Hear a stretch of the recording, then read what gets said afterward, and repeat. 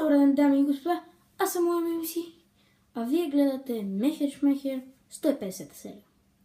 Знам, че не е 150-та серия, но аз казвам, че е 150-та. Да. Сигурно се чуете защо изглеждам като идиот, защото се опитвам да изглеждам като Хари Потър. Защо ли съм като Хари Потър? Това е темата на днешното видео. Днес ще си говорим за Хари Потър и за новата книга. Но преди новата книга да започнем с историята на Хари Потър.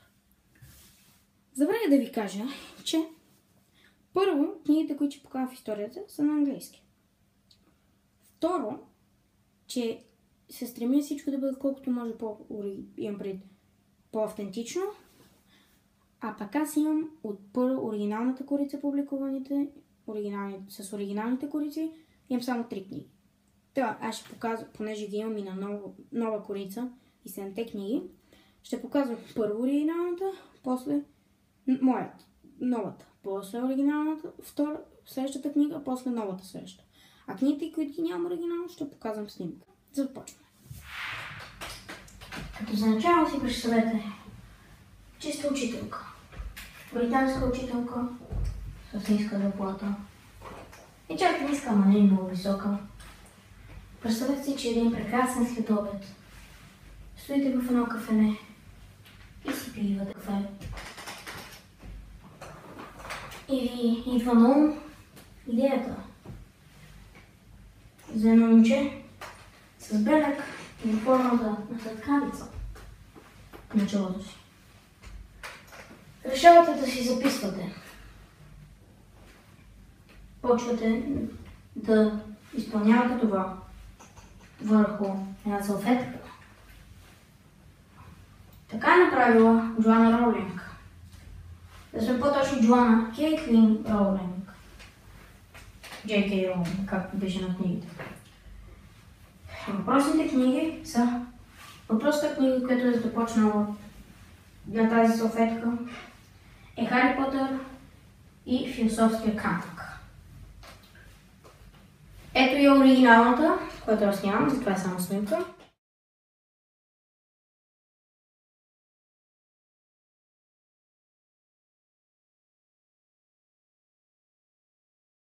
Ето я и моята. Книгата е публикувана от Bloomsbury, издателството, което издава Хари Потър.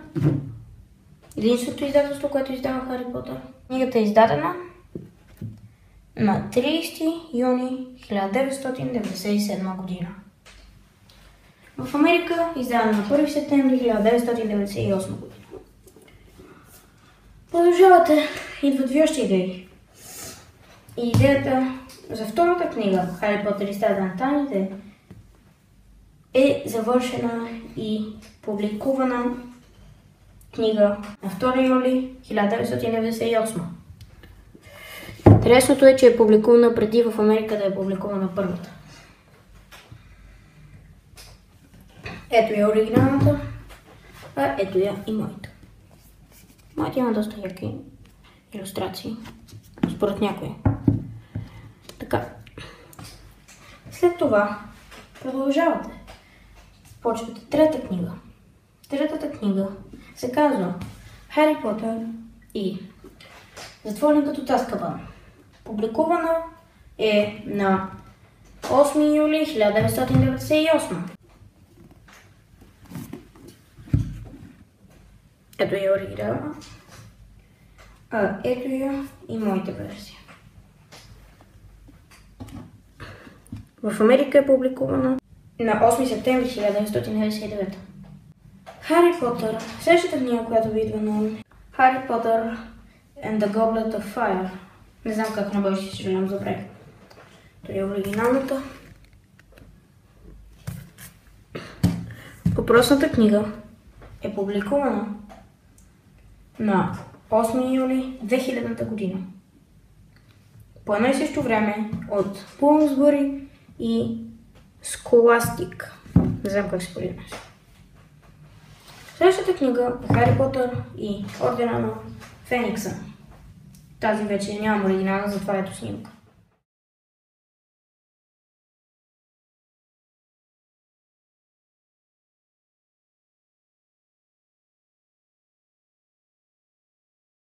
Тя е най-дългата книга с 766 страници в английската версия и 870 страници в американската. В целия свят е публикувана на 21 юни 2003 година на английски.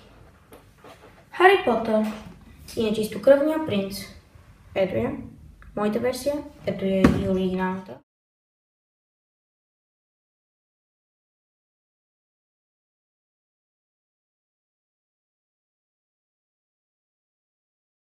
Публикувана на 16 юли 2005 година и са продадени 9 милиона книги за първите 24 часа. Последната книга, или беше последната доскоро, Хари Потър и Даровете на смъртта, беше публикувана на 21 юли 2007. Продадени са 11 милиона книги в първите 24 часа, които се делят на 2,7 милиона книги в Англия и 8,3 милиона в Америка. Ето е оригиналната.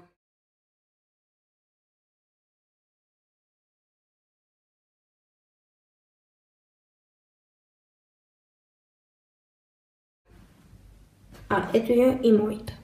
Слагаме тук. След това Джоан Роулинг решава, секунда, преди да реши, понеже малко така книгите почват да изпадат, да ги поделим набързо. Готово. Поделени са. Няма да виждате малко след на тъйните. Оригинал трябва жертви понякога. Джоан Роулинг решава да продължи книгите и почва и публикува приказките на Бидъл the Bard, Бидъл брадата. Не знам как е на български. Ето и нея. После публикува фантастични създания и къде да ги намерим. Не знам дали е така на български. На английски е Fantastic Beasts and Where to Find Them. И след това публикува още една книга. Quidditch през годините, или на английски Quidditch Through the Ages. Но нека ги поделим тя. Така. И сега идва време за Барбаймора.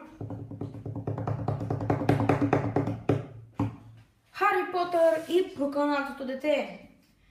На английски Harry Potter and the Cursed Child. Оригинално това е пиеса в две части, написана по оригиналната история на J.K. Роулинг, a.k.a. Джоанна Кейтлин Роулинг, Джон Тифани и Джак Thorne. Пиесата е на Джак Thorne. Това книгата, която се продава, може би малко ще ви спомня, но не е книга. Ето я. Това не е книга.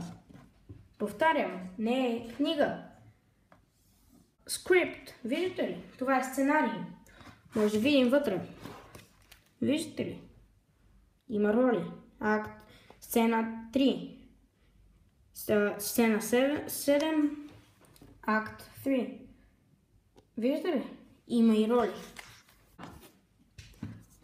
Не е буквално книга, но не е и толкова зле.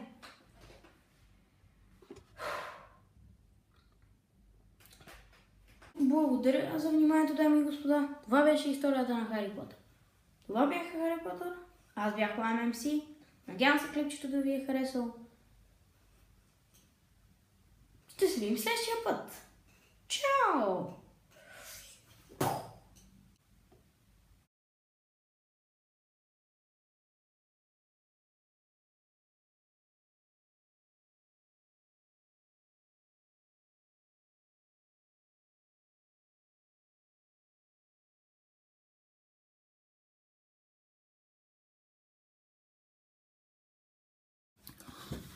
Преди да започнем с история.